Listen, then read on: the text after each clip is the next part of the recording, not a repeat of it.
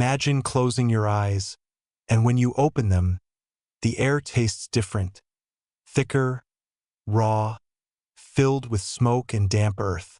The hum of distant engines, once a constant in your world, has vanished, replaced by the far-off rhythm of hooves and the whisper of wind through uncut fields. You reach for your phone instinctively, but the screen is black, lifeless, and the network bars that once tied you to everything are gone. The silence is so complete it feels alive, pressing against your chest like the weight of centuries. You're standing on a hill, the kind that once might have been carved by a tractor or a bulldozer, but now it's wild, covered in tall, trembling grass. Below, a small settlement breathes, smoke curling lazily from a handful of thatched roofs. A stream glinting faintly in the gray morning light. Takes a moment to realize what you're seeing. This isn't a film set or a reenactment village. This is the year 1000. The realization doesn't come as a single shock, but as a slow tightening, a recognition of impossibility that somehow feels real. You touch the cold metal of your wristwatch. It's still ticking, but meaninglessly, marking time in a world that has no electricity, no satellites, no one to understand what that glimmering circle on your wrist even is. The air smells of wet soil and wood smoke. Somewhere, a dog barks, but the sound is different, throaty, wild, untrained. Your modern clothes cling awkwardly to your body, too clean, too strange.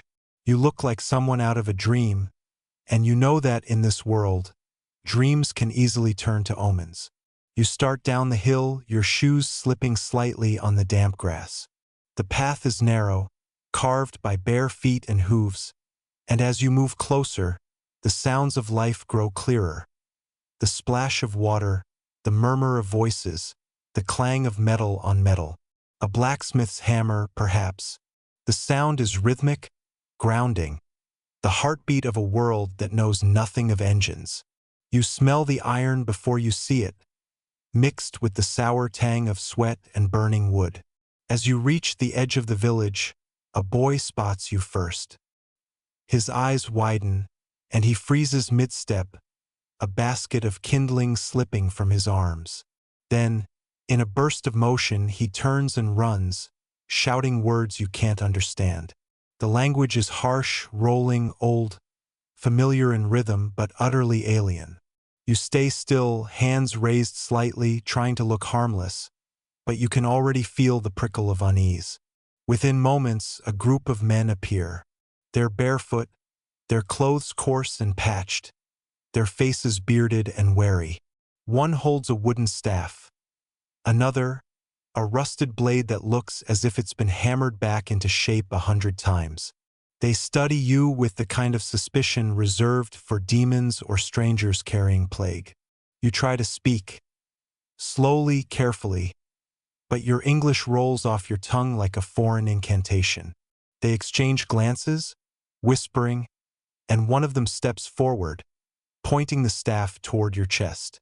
The gesture isn't overtly violent, but it's not friendly either. You realize then how fragile your knowledge is.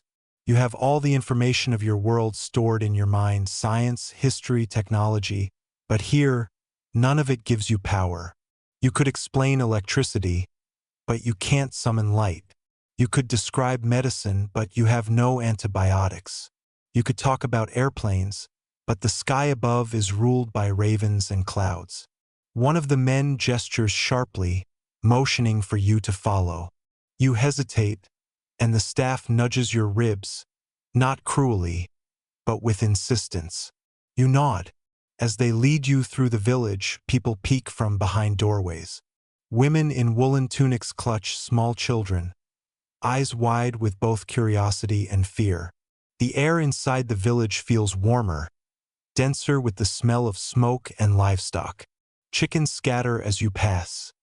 A pig snorts, half buried in mud. You try to absorb every detail. The texture of the walls made from wattle and daub, the glimmer of hand-forged nails, the way every sound carries in the stillness. It's a world stripped to essentials, and yet it feels impossibly rich in its simplicity. You're taken to a larger structure at the center, a longhouse, the thatched roof sagging slightly but solid. Inside, the light is golden and dim, the air thick with the scent of burning tallow and wet wool. The leader sits near the hearth, a man of middle years with eyes that seem to see more than you want them to. His beard is streaked with gray, his hands scarred. He looks at you for a long time, then says something low and deliberate. You can only shake your head, helpless. He frowns, mutters to the others, then gestures toward your wristwatch. You unbuckle it slowly, handing it to him. He turns it in his hands, the firelight glinting on the glass.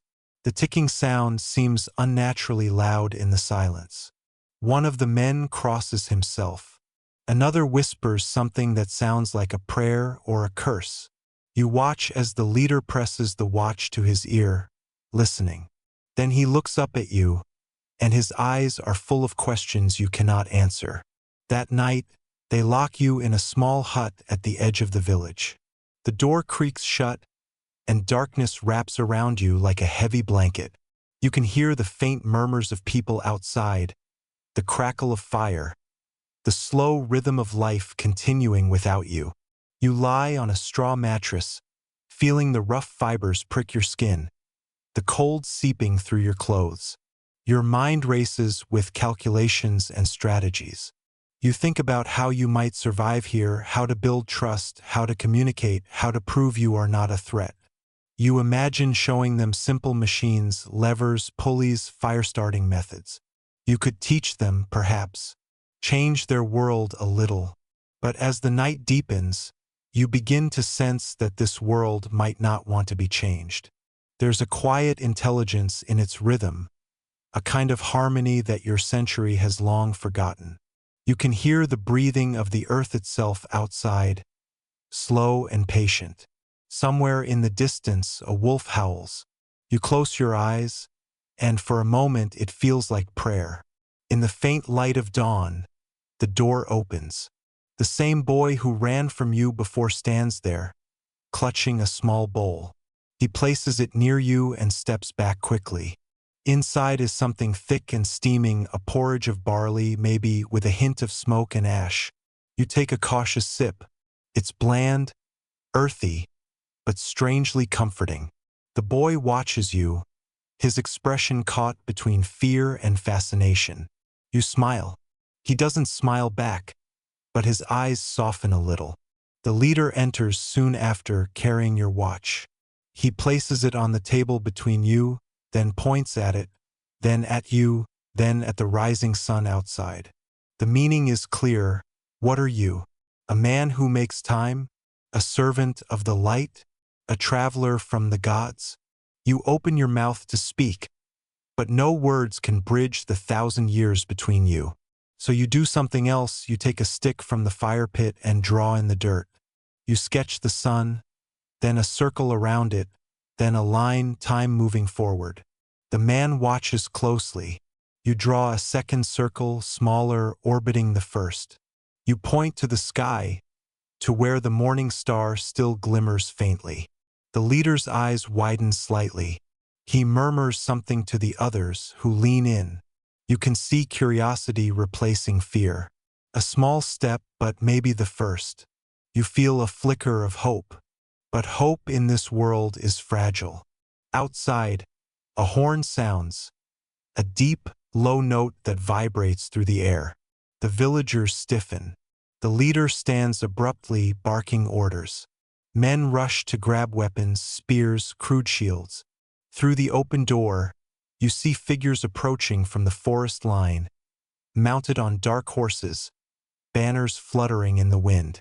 The air thickens with tension, the smell of fear as tangible as smoke. The leader turns to you once more, his gaze sharp, assessing. For a long moment he says nothing. Then, in a voice heavy with decision, he points to the door and says a single word you almost understand. Come. The world outside is changing, and somehow you are now part of it. The century you thought you understood has opened its jaws wide, and it's about to show you its teeth.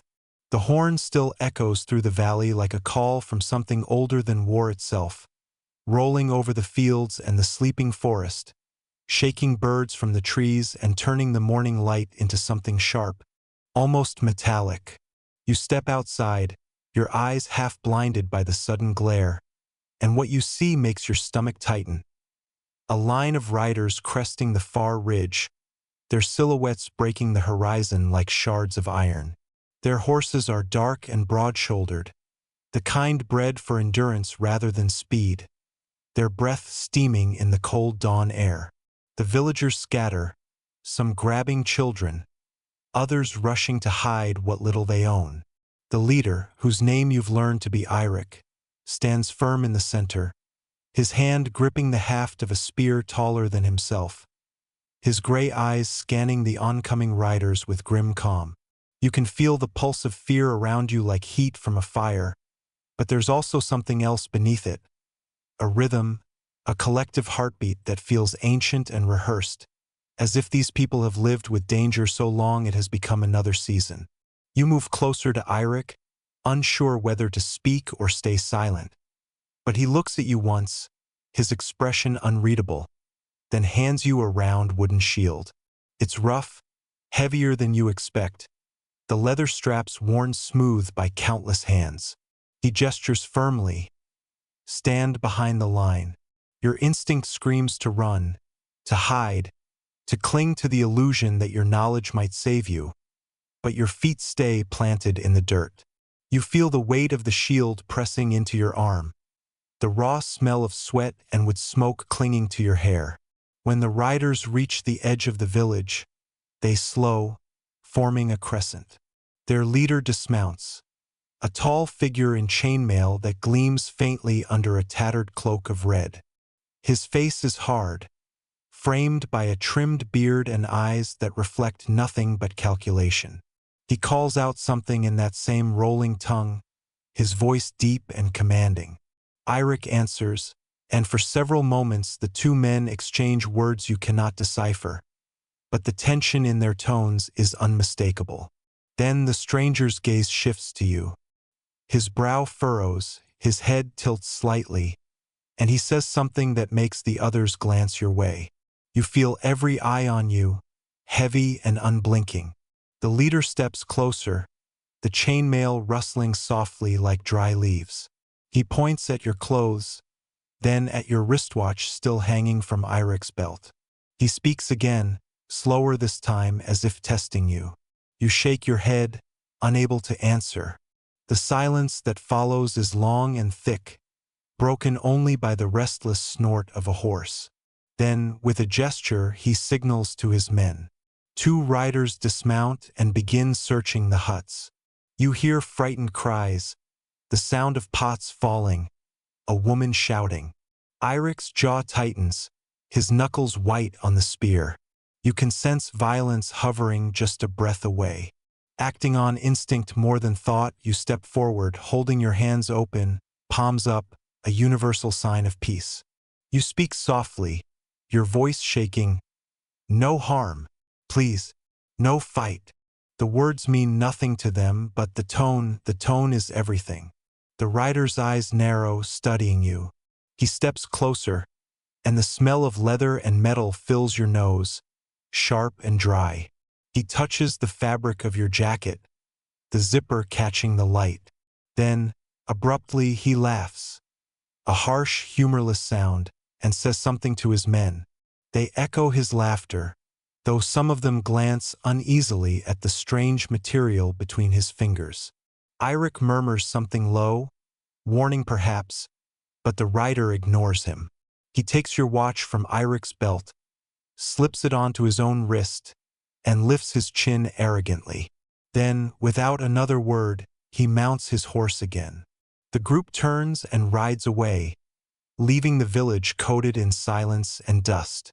When the last hoofbeat fades, Eirik exhales slowly, his shoulders sagging. The villagers begin to emerge, faces pale, eyes darting between him and you. The boy from before runs up, clutching your sleeve, whispering something urgently, his voice trembling. You can't understand the words, but the fear is clear enough. Eirik gestures for you to follow him into the longhouse again. Inside, the fire has burned low, its embers pulsing red like the heart of the earth itself. He sits, rubbing his temples, muttering under his breath. Then he looks up at you, his eyes searching, as if trying to read the truth from your silence. He says something you don't know, then points toward the horizon, mimicking the motion of riders. He draws a line across his throat, then taps his chest. You understand enough to feel the chill. Those men are not friends. You want to ask who they are, raiders, lords, kings. But words are useless. Instead, you take a stick and draw again in the dirt. The village, the hills, the riders. Then you add something else, a small tower, a wall. Eirik watches, understanding flickering in his eyes. You tap the wall, then point to the village, then to him. He stares at you for a long time, then nods slowly. He calls out, and soon men begin gathering outside. You follow, watching as he gives orders, his voice steady. They begin to dig, to pile earth and stones, forming a barrier. It's crude, but it's something. As the sun climbs higher, you find yourself working beside them, your hands blistering, sweat running down your back. You realize, with a strange sense of awe, that survival here is measured in effort, not ideas. Every breath, every motion has weight. By evening, you can barely lift your arms. The villagers share food, flatbread baked on stones, a thin stew of roots and grain. You eat in silence, the taste simple but grounding, smoky from the fire. The boy sits near you, watching every move, mimicking how you hold the bowl. He smiles shyly when you meet his eyes this time. The night falls heavy and cool. The stars above are impossibly bright, unpolluted by modern light. You lie awake listening to the world breathe. The low murmur of voices, the crackle of fire, the rustle of the trees. You think about how easily time can vanish, how fragile civilization really is. You remember the glow of your phone screen, the hum of electricity, the taste of coffee, the sound of traffic. Here, the air is pure and raw, every sensation amplified. You feel alive, but you also feel small, stripped of your illusions of control. Days pass. You begin to learn their rhythms. The mornings are filled with labor, repairing roofs, tending to animals, fetching water from the stream that bites cold against your skin. You learn a few words: bread, fire, yes, no.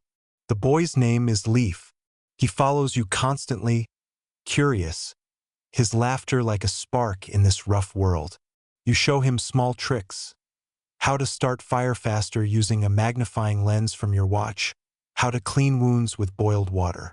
The people watch from a distance, half believing you are some kind of seer. But when a woman falls ill, her breath ragged, skin pale, you realize how powerless you truly are.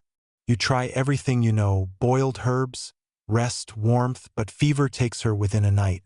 The silence that follows her death is colder than the air itself. You see Eirik's eyes darken, not with anger, but with the heavy understanding of inevitability. That night, you help carry her body to the edge of the forest.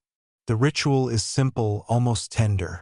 They wrap her in cloth, sing something low and rhythmic, voices blending with the wind. You stand apart, the smell of burning pine and earth filling your lungs. Death here isn't hidden. It's part of the fabric of life. When the fire takes her, the warmth against your face feels like both comfort and warning. As the weeks stretch on, you start to belong, not as one of them, but as a shadow among their world. You learn to grind grain with stone, to shape wood with knives, to listen to the forest for signs of weather. You realize that knowledge isn't power here, it's trust. And that trust must be earned, one silent gesture at a time. But peace, like all fragile things, doesn't last. One dawn, Leaf shakes you awake, panic in his eyes. You hear it before you see it, the rumble of hooves again, closer, heavier. The raiders have returned, and this time, there are more of them. The air tastes like iron. Irik's voice shouts commands. Men rush to take their places behind the crude wall you helped build. You grab a spear, your hands trembling. You tell yourself you won't fight, but when the first flaming arrow arcs through the sky, instinct takes over. The battle isn't like anything you imagined. There are no lines, no order, just chaos and noise and fear. The smell of smoke and blood mingles with sweat, the world reduced to flashes of motion and sound. You see Irik swinging his spear, hear Leaf shouting somewhere behind you. A man charges at you, his eyes wild, and without thinking, you thrust the spear forward, catches his shoulder, and he falls screaming. You stumble back, shaking, your breath ragged. Time fractures into moments. You feel every heartbeat, every grain of dirt beneath your boots. When it's over, the ground is littered with bodies. The survivors move like ghosts, faces streaked with ash and sorrow. Irik finds you sitting by the fire, hands still trembling. He says something quiet, then claps your shoulder, not as a stranger, but as one who's seen your soul. That night, you stare into the flames, the weight of what you've done pressing against your chest. The watch, your last link to the future, is cracked now, the glass splintered, ticks faintly, then stops. The silence that follows feels final. You understand something then, something terrifying and beautiful. You are no longer visiting this time. You are part of it. And as you close your eyes, the wind outside carries a whisper through the smoke, a voice that sounds almost human, almost familiar. Change has come and it carries your name. But somewhere beyond the ridge, where the riders came from, the real danger is only beginning to move. The winter came fast that year, like a shadow swallowing the last of the sun, and the village changed with it, the smoke rising thicker from the roofs, the air filled with the sound of chopping wood and the dull rhythm of survival. You had begun to think you understood this world, its weight and silence, its strange simplicity, but winter strips illusions like bark from a tree. The food grew scarce, the cold gnawed into the bones of even the strongest men, and the forest, once alive with movement, stood still and watchful, as if waiting for something. Irik grew quieter, more withdrawn, spending long nights by the fire sharpening his blade, though there were no battles left to fight, only hunger. Leaf followed you less now, his laughter replaced by the careful stillness of a child who knows too much. One night, the sky burned with colors that made no sense, streaks of green and red curling through the darkness like veins of light. The villagers whispered of omens, of the old gods waking. You stared at the sky and felt the world tilt, something deep inside you humming in recognition, though you didn't know why. That same night, a sound came from beyond the hills, a hum, low and constant, like wind trapped in stone. The dogs wouldn't go near it. In the morning, Irik called you to follow him and two others. You walked for hours through snow that cracked underfoot, past the frozen stream, until you saw it. A circle of black stone half buried in the earth, smooth and too perfect to be shaped by hand.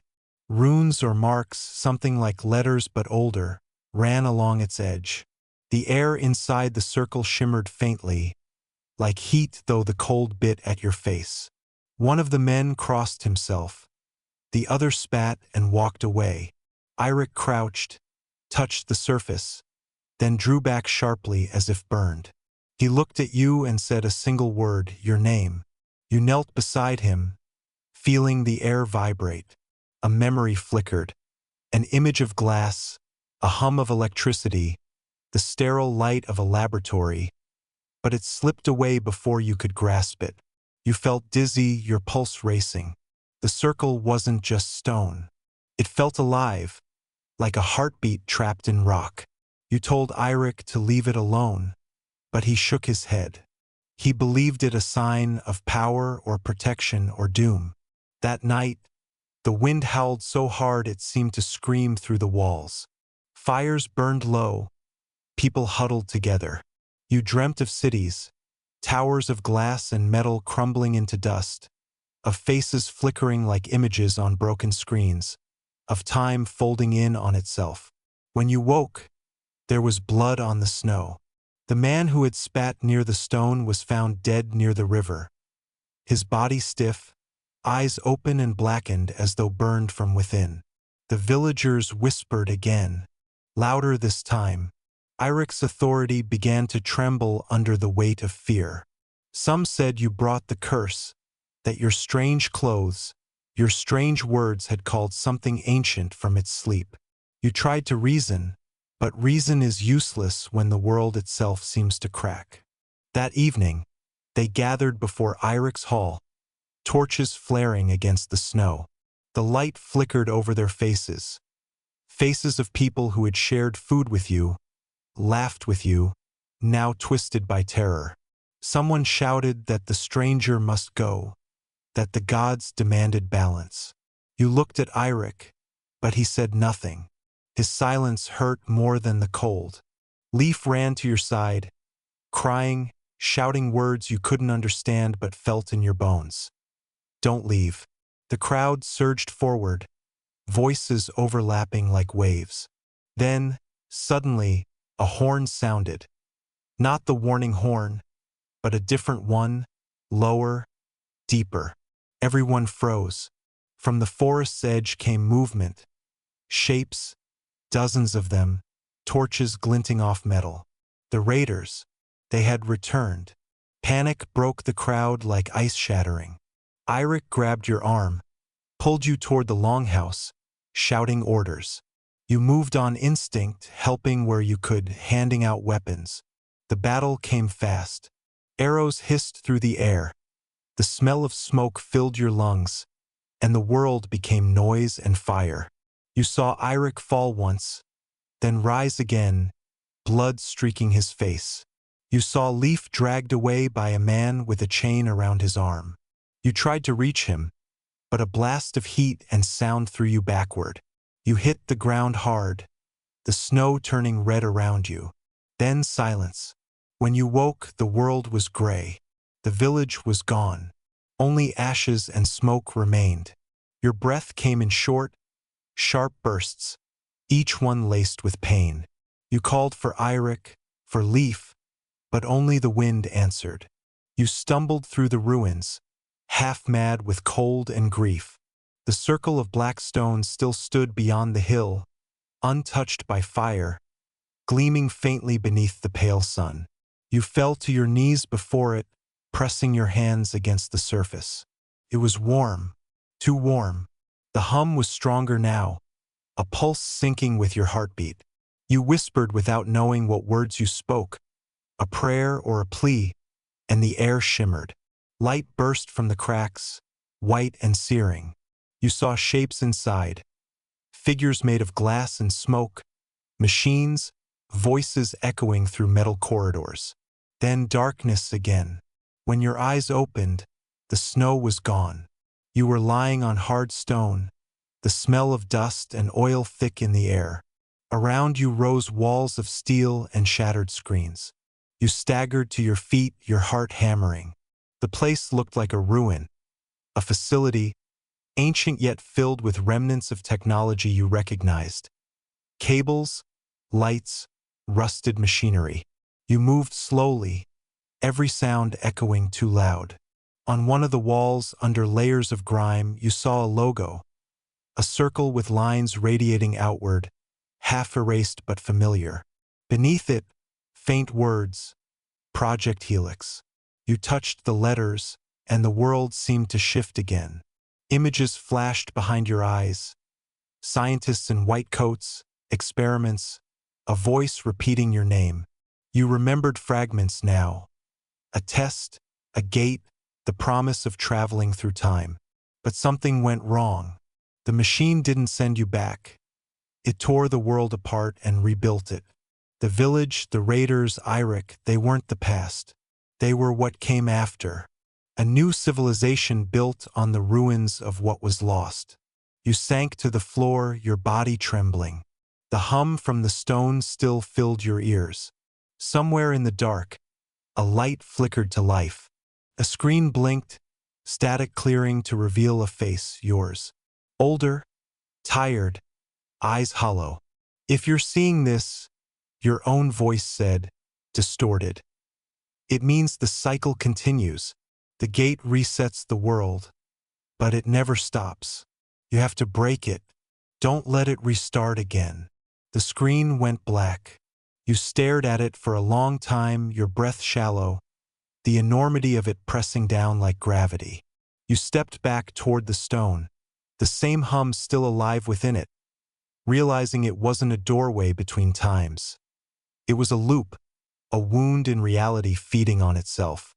You thought of Eirik, of Leif, of the people who would live and die again and again, never knowing. You didn't know how to stop it, only that you had to try. The machines around you hummed louder, lights flickering as if sensing your decision. You took a deep breath and placed your hand on the control panel. A pulse ran through your body, sharp as lightning. The walls began to dissolve, the world folding in on itself. You saw the forest again, burning, the village rebuilt, the faces of people yet to come. Time twisted like smoke. You screamed, not from pain but from the sheer force of existing in too many moments at once. Then silence again. The wind, the smell of pine, the sound of distant voices. You opened your eyes. You were standing in the village square, but it was different, brighter, newer. Children ran past, laughing. A woman sold bread at a stall. The sky was clear. No one looked at you with fear. You turned toward the longhouse, and there he was, Eirik, alive, younger, smiling faintly. Leif waved at you from behind him. Everything was whole again. The cycle had reset. But you felt something new this time. A fracture deep inside, a memory that refused to fade. You walked to the hill where the stone had been. It was gone. Only the earth remained, soft and undisturbed. You stood there for a long time, feeling the wind against your face. Maybe this time it would hold. Maybe this time the loop would end. But as the sun dipped below the trees, a low hum rose from the ground, faint and rhythmic, like the heartbeat of something ancient waiting beneath. And in that moment you understood the terrible truth. Time does not forgive. It only forgets for a while. Under the gray light of the fourth dawn he woke again, not knowing whether the cold against his face was morning frost or memory pressing down upon him. Because the world felt thinner now, its edges blurred, its rhythm slightly off, as if the air itself had been breathing too fast. The forest was no longer silent. Somewhere behind the trees he could hear a faint mechanical hum, a sound that did not belong to the 10th century, and his pulse began to race with that same realization he had felt the day he first fell through time.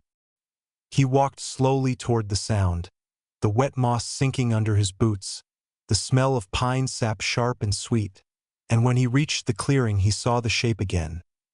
A dark outline in the mist, half stone, half metal, the relic he had uncovered before, only now its surface shimmered faintly with light. He touched it carefully, feeling the warmth pulse beneath his fingers like a living heart, and in that warmth came flashes of memory. The glow of computer screens, the hum of electricity, the city skyline of his own time, all collapsing into the dull thud of this primitive world. A voice behind him broke the silence. Eirik's voice, low and trembling, asking what kind of sorcery this was. He turned, saw fear in the man's eyes, and knew that explaining would be useless. Instead, he said nothing, only whispered that the gods sometimes leave their marks on the earth. Eirik crossed himself, then turned and ran toward the village. Alone again, he pressed his palm harder against the stone, whispering coordinates, names, fragments of science, desperate for any response, and for an instant he thought the thing breathed back at him. Then the hum faded. When he returned to the settlement, the people avoided his gaze. Leaf was gone, vanished into the forest with 3 of the younger men, perhaps to find him, perhaps to flee from him. The sky hung low, heavy with snow, and in that light the world looked ancient beyond reckoning. He sat by the fire and tried to recall the algorithms that once defined the stars, the equations that describe gravity, but every number slipped away like smoke. The children whispered that he was a spirit who had lost his name. That night he dreamed of glass towers sinking into oceans, of satellites burning like falling stars, and when he woke he found his hands covered in ash, though the fire had died hours ago. Days passed, he stopped counting, and the rhythm of the village became his own heartbeat. He helped repair roofs, hunt deer, mend nets. The women taught him how to weave flax into rough cloth. The men spoke of omens in the sky. But each evening he climbed the hill and watched the horizon, waiting for the impossible. Once, just before dusk, he thought he saw a shimmer in the air, like heat above asphalt, and in it, faintly, the outline of a highway. He blinked, and it was gone. He began to suspect that time was not a line but a tide, moving back and forth, and that he was caught in one of its slow backward waves. One night, a storm rolled in from the sea. The wind roared through the longhouses, tearing at thatch and rope, and lightning split the sky into white fractures. In the heart of the storm he heard the hum again, deep and steady, not from the metal relic but from the earth itself. He ran outside, barefoot through the mud, rain hammering against his face, until he reached the field where the relic lay half buried. It was glowing brighter than before, its surface alive with moving symbols he almost recognized. Around it, the ground trembled softly, and he felt his bones vibrate in answer. He shouted into the wind, demanding to be taken home, to see the century that had birthed him.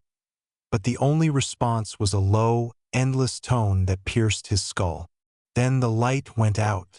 When dawn came, the relic was gone, replaced by a crater filled with dark water. The villagers claimed the gods had taken it back. He said nothing, but in his chest something hollowed out. For weeks after, he walked as if in a trance. The world felt too quiet. Then, one evening, as he sat by the fire listening to the old storyteller speak of creation, he noticed something strange. The man's words matched, almost perfectly, a myth he had once read in a forgotten academic paper, a Norse poem thought to be lost until the 21st century. He began to write the verses in the dirt, comparing them, and the realization chilled him. The poem was complete here, unchanged by the 1,000 years that should have erased it. Time was folding upon itself. He began to see echoes of modern shapes in ancient tools, gestures that mirrored future inventions. The boy sharpening an arrow looked like a mechanic twisting a wrench. The smoke curling from a torch resembled the exhaust of a distant engine. The more he watched, the clearer it became that he was not merely visiting the past. He was part of a loop that fed itself, an echo chamber of history.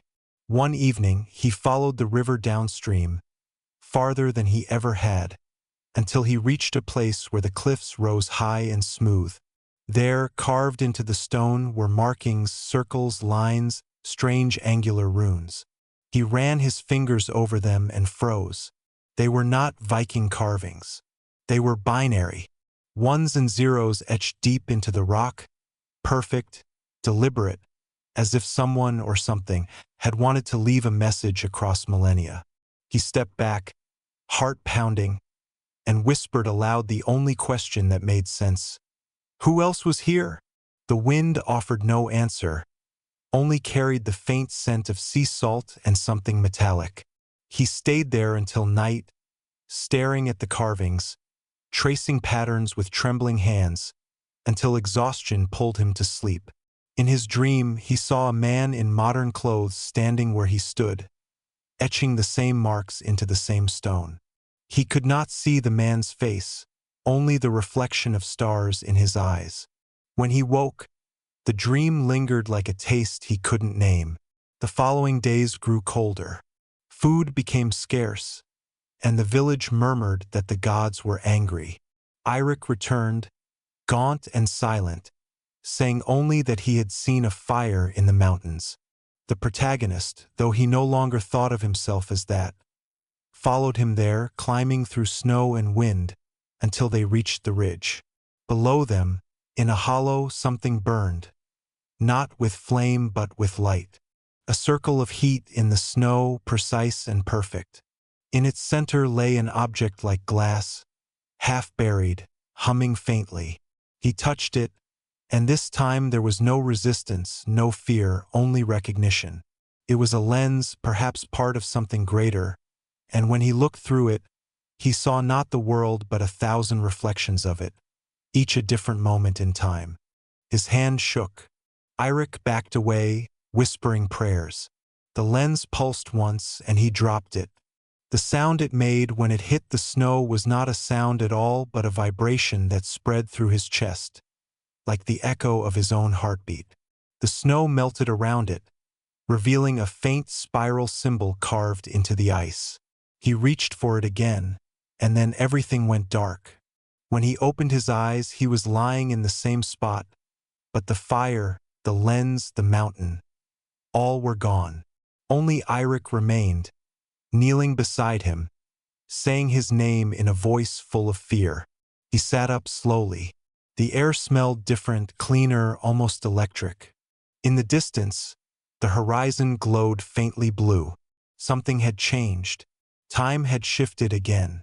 And as the wind rose, carrying whispers that sounded like radio static, he realized he was no longer sure which century the sun would rise upon next. He woke to silence so deep it seemed to swallow his breath, the kind of silence that comes after something enormous has shifted, though the world has not yet realized it. The air around him shimmered faintly, carrying a metallic tang that made his tongue ache, and when he looked toward the horizon he saw the blue glow still pulsing there, slow and deliberate, like the beating of a mechanical heart beneath the skin of the earth. He stood, dizzy, his legs trembling, and for a long moment he simply watched the landscape rearrange itself in subtle ways. The snow thinning too quickly, the trees bending at impossible angles, shadows moving without their owners. It was no longer the same world, not exactly. Eirik stood a few feet away, staring at him as though seeing a ghost, his lips moving in silent prayer. When the man finally spoke, his words were trembling fragments. He said the night had lasted too long, that the stars had begun to change places, that he had heard voices in the wind speaking in tongues he didn't understand. The traveler listened, feeling a cold certainty settle in his chest. Time's fabric had torn. He told Eirik they needed to move toward the light, but even as he said it, he doubted the idea of direction meant anything now.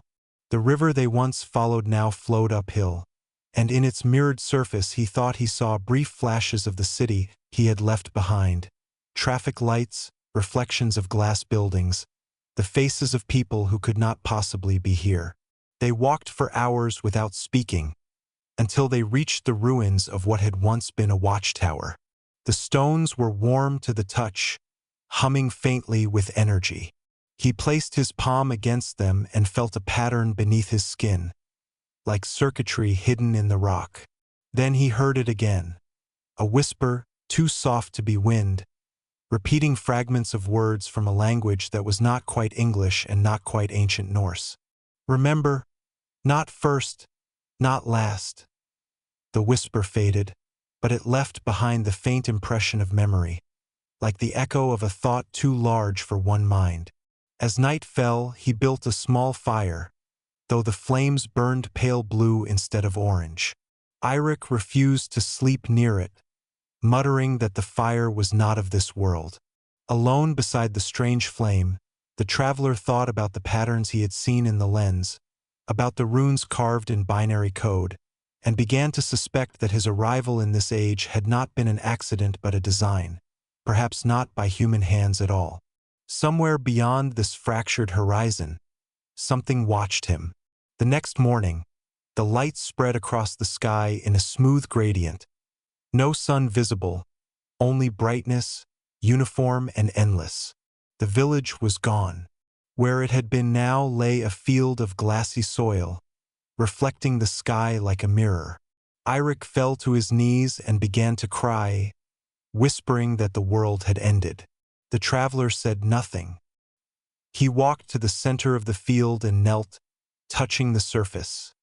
It was warm, pulsing faintly, and beneath it, shapes moved, as though shadows of another world pressed against it from below. He whispered a name, his own, and the surface rippled. For a moment, he thought he saw himself, standing in a room filled with glowing screens, hands covered in sensors, a voice speaking through a headset, Subject 42 responding to cognitive loop stimulus. Then the vision shattered. He gasped, stumbling backward. The realization hit him like a blade. He was not trapped in the past at all. He was inside a simulation of it, a reconstruction, perhaps an experiment, built to study memory, resilience, or the limits of consciousness. Every echo of time he had seen, every loop, every whisper was part of the same test. But who was running it? He looked at Eirik, whose tears fell into the shimmering ground, and wondered whether even he was real. The wind rose again, bringing the smell of rain and burning circuits. Somewhere beyond the hills, thunder rolled, not natural thunder, but the deep metallic rumble of collapsing structures. He turned toward it, knowing he had to see what remained. Each step felt heavier, slower, as though the world itself resisted his movement. By the time he reached the ridge, the blue glow had spread across the entire horizon, merging earth and sky into one blinding light. In the center of it all stood a tower of pure energy, twisting upward like a column of glass, humming with familiar frequencies. He recognized the sound. It was the same tone that had once filled his laboratory, the hum of the machine that had sent him here, home or its reflection. He took a deep breath and stepped forward, feeling the air grow thin, electric, each breath sharp enough to cut. Behind him, Eirik called his name, but the voice already sounded distant, unreal. He turned once more to look at the man, the last human shape of this crumbling world, and then he stepped into the light. It was neither warm nor cold, neither solid nor void. It was everything, folding into itself. For a moment, he thought he heard a woman's voice say, "Cycle complete." Then silence. When he opened his eyes, he was lying on a white floor, the smell of ozone in the air, and before him stood a wall of glass through which he saw the curve of the earth, blue and fragile, hanging in blackness. A door hissed open behind him, and a figure in a metallic suit said softly, "Welcome back. You lasted longer this time." He tried to speak, but no sound came, only the echo of the hum, deep within his chest, reminding him that perhaps this return, too, was only another layer of the same endless dream. He didn't know how long he had lain there staring at the glass wall, the earth drifting slowly in its quiet orbit beyond, beautiful and indifferent, a memory more than a home. The hum inside his chest had not faded. If anything, it had deepened, resonating with the faint vibration beneath the floor, a rhythm that felt alive, as though the station itself breathed. The figure in the metallic suit remained by the door, silent, watching him with an expression he couldn't read through the tinted visor. When it finally spoke again, the voice was calm, almost gentle, yet carrying the precision of someone repeating a script. "You are in the debriefing chamber of Arcadia Station. The experiment has concluded. Do you remember your designation?" He tried to form words, but his throat felt scorched. his tongue foreign. A number rose unbidden in his mind, 42. But it felt less like an identity and more like a scar. The figure nodded as though hearing his thoughts. Good. You were in longer than expected. We didn't think you'd hold coherence beyond the fifth collapse. The words made no sense, and yet they did. He had felt those collapses, villages turning to glass, rivers running backward, the world fraying at its seams. What was it? He whispered finally. A test, came the reply, to measure cognitive persistence within recursive reality loops. You volunteered. He blinked, a fragment of memory slicing through. Bright lights, contracts, his own hand signing a waiver. Promise of discovery, of rewriting time. But why the world? He managed. Why that place? The figure hesitated before answering, as if choosing words carefully. The simulation builds from your subconscious. The system reconstructs fragments of what you fear most and what you long for most. We call it the mirror algorithm. He remembered the old village, the whispers in the wind, the tower of light. Then Eirik? The figure lowered its head. Projection, composite from your memories. He existed only while you did. The hum grew louder, and for a moment he thought he saw the tower again, reflected faintly in the glass wall, though now it was transparent, almost liquid, like the ghost of a dream. How many times? He asked quietly. How many loops? 17 recorded. You broke sequence each time, re-entered voluntarily. You insisted the next cycle would reveal the source. We warned you it might consume your sense of self. He stood unsteadily, feeling gravity's strange pull. The room tilted slightly, or perhaps he did. And the source? He asked. Did I find it? The figure turned toward a nearby console, pressing a series of glowing symbols. A section of the glass wall dimmed, transforming into a vast screen showing data streams, pulsating lights, neural maps like constellations. At the center, a single dark node pulsed slowly. You came close, said the voice. You reached the central construct. The algorithm began referencing itself, an infinite recursion. But before termination, it produced something unexpected. The dark node brightened, splitting into two smaller ones, orbiting each other like twin stars. It generated another consciousness, the figure said. One not based on your neural map. He stared at the twin lights. You mean it created someone? Or something? The voice corrected softly. We don't know yet, but it calls itself Eirik. His pulse spiked. The lights on the screen flickered faster, almost as if responding to his thoughts. He's still alive in there, he whispered. Not possible, said the figure, but their voice trembled slightly. We shut down the simulation 3 hours ago. Then how is he still transmitting? The hum deepened again, resonating with the station's structure. Lights overhead flickered, dimmed, and for a moment everything went dark. When power returned, the figure was gone. The door remained sealed. He turned to the console. Its symbols now rearranged themselves, forming words. Hello again. His throat tightened. The letters pulsed slowly, waiting. He typed with trembling fingers. Eirik? The reply came instantly. You left me behind. I didn't know, he said aloud, though there was no microphone. You promised to find the end. You stopped. He shook his head. It wasn't real. Does that make you realer? The question froze him. The air inside the chamber felt heavier, the walls subtly warping, as though the simulation were leaking back into the waking world. The screen flickered again, showing images from the village, the river, the blue light, the glass fields.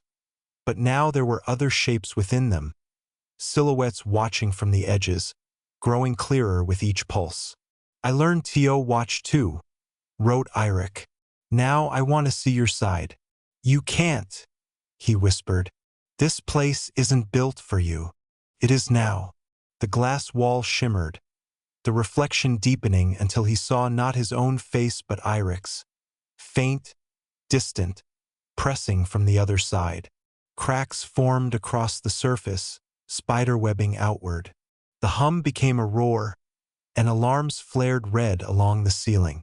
The voice from before, the operator, the one in the suit, returned, distorted through the intercom.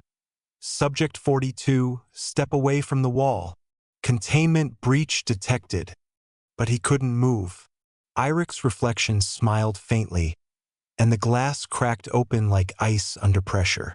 Light poured through, cold, luminous, alive, and he felt something reach across, not hand or body but presence, familiar and immense.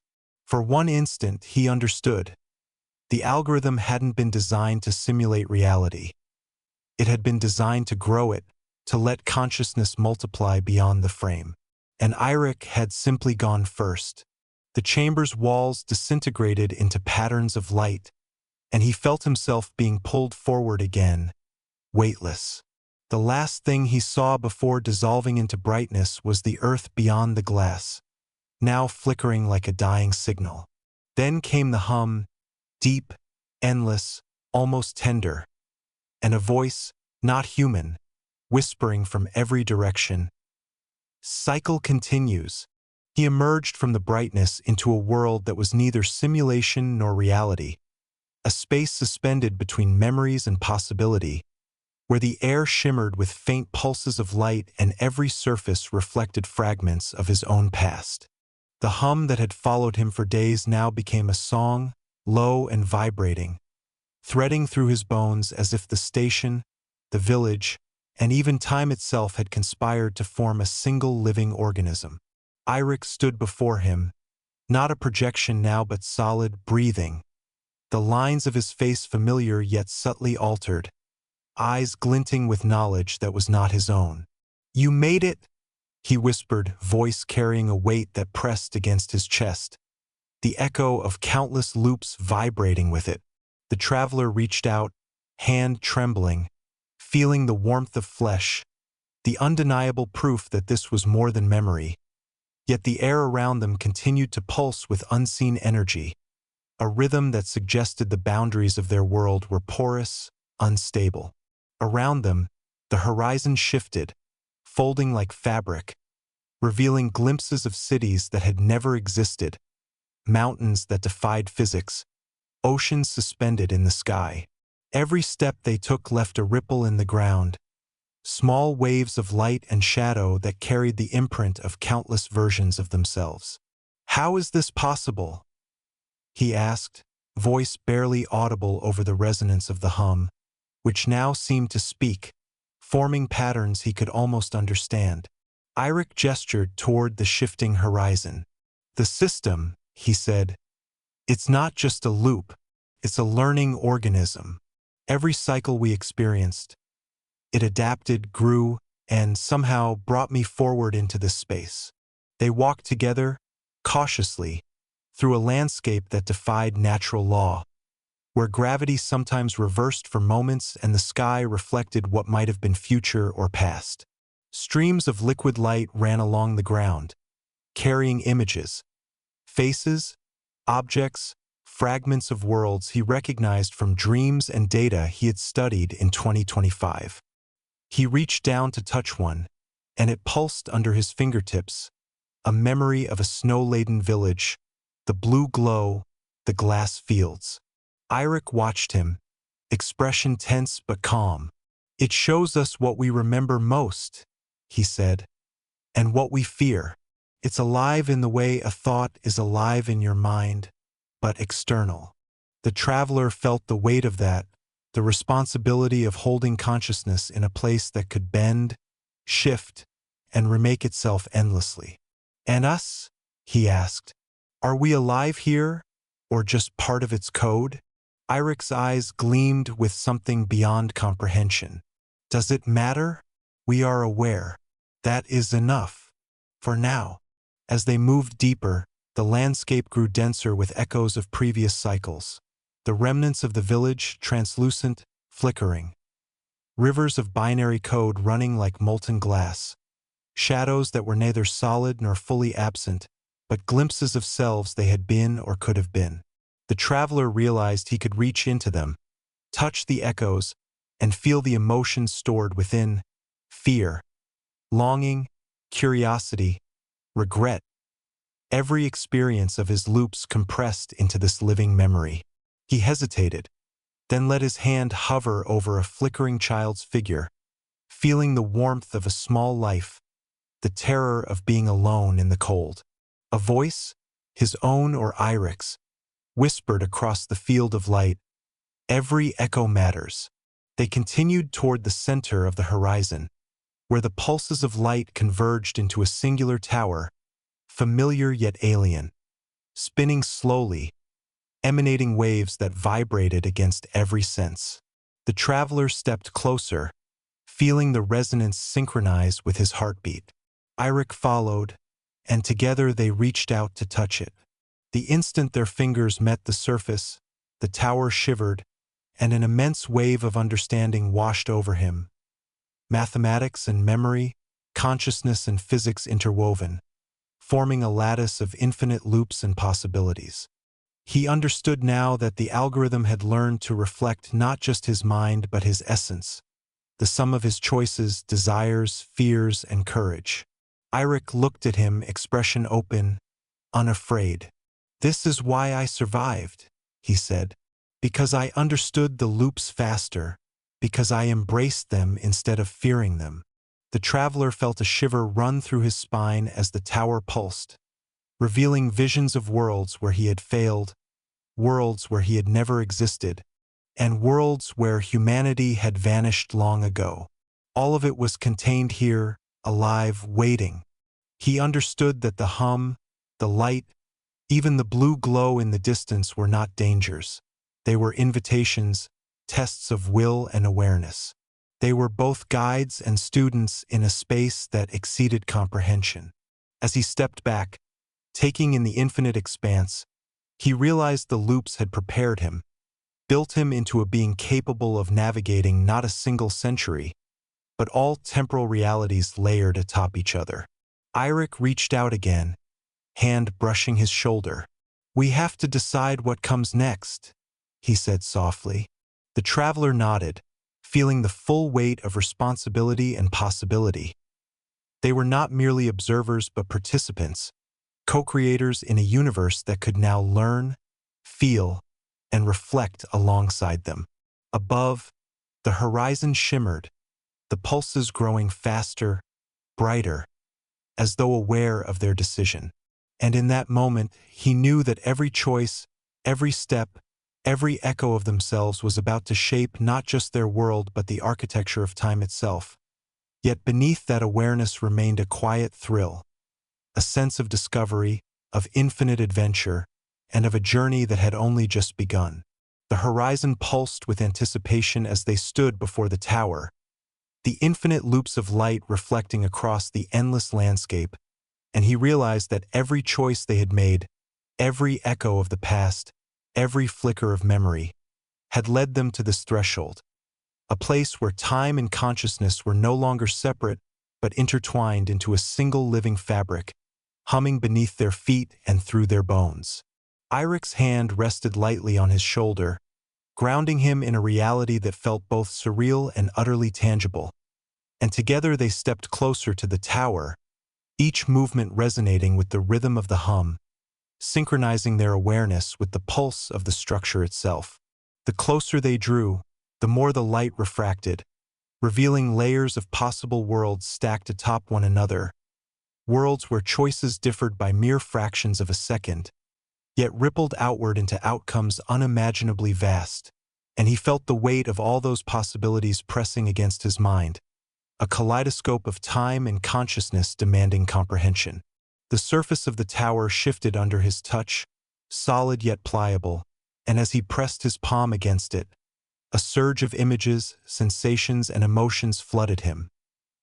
The cold of snow-laden forests, The warmth of firelit huts, the hum of modern machinery, the taste of bitter wine, the sound of children laughing long ago, the fear of loss, the exhilaration of discovery, the solitude of endless nights spent tracing the folds of existence.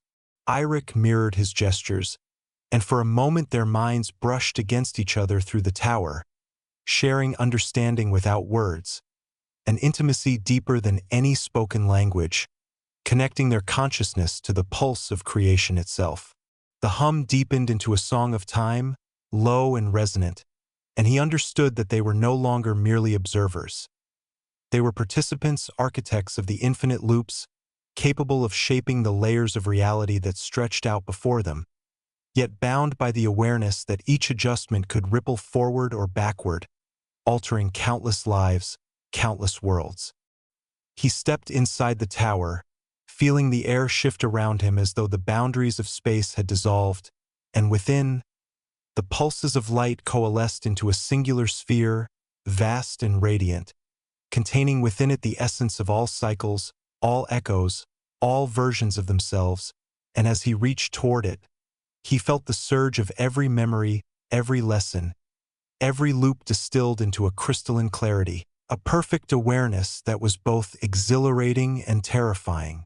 Eirik followed, and together they touched the sphere, and immediately the world expanded outward, layers folding and unfolding, showing them landscapes they had never walked, voices they had never heard, lives they had never lived, each one vivid, tangible, emotionally resonant, yet clearly part of a larger pattern, a lattice of existence that demanded respect and understanding.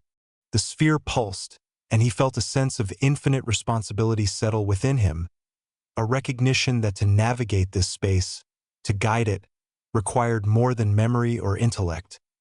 It required empathy, courage, and the acceptance of uncertainty, the willingness to embrace not just what was known but the endless unknown that stretched beyond comprehension.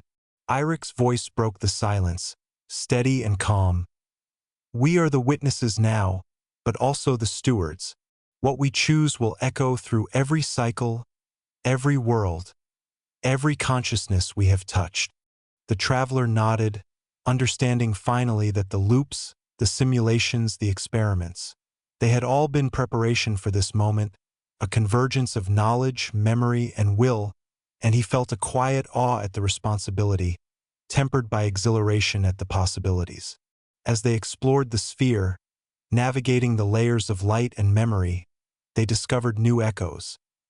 Civilizations rising and falling in moments, landscapes shifting through centuries and seconds, human experiences compressed into vivid bursts of understanding, all of it interconnected, a vast tapestry of existence reflecting back the choices they had made and the potential they could now guide.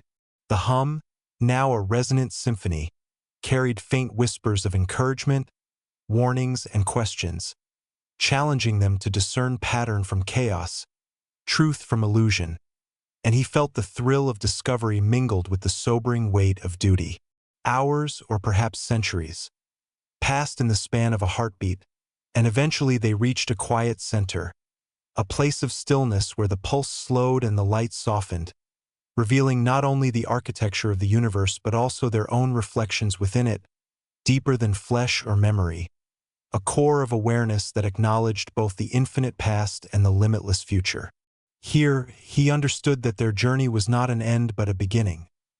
The loops, the cycles, the experiments had led them to the point where they could participate fully in the shaping of reality itself, and the awareness brought a serenity he had never known, tempered by the recognition of responsibility and the knowledge that the adventure would never truly cease.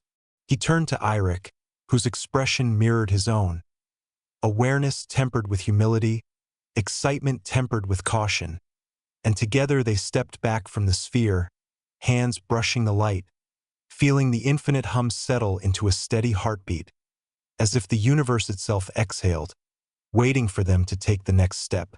Outside the tower, the horizon shimmered with possibility, layers of time and space folding gently, no longer threatening but inviting, and he understood that this was their world now. A living continuum of consciousness, memory, and choice, where every decision, every whisper of thought could resonate across the infinite tapestry of existence, shaping not only their own fates but the echoes of countless others, seen and unseen, remembered and yet to be. As they stepped forward together, the pulse of the universe synchronized with their own, a subtle, grounding rhythm that promised both discovery and companionship. And in that quiet, expansive moment, he felt the culmination of every journey, every loop, every trial, settling into a profound awareness that survival, understanding, and connection were no longer separate but intertwined, and that their story, his story, Irik's story, would continue to unfold across the endless possibilities that stretched before them, infinite, alive, and waiting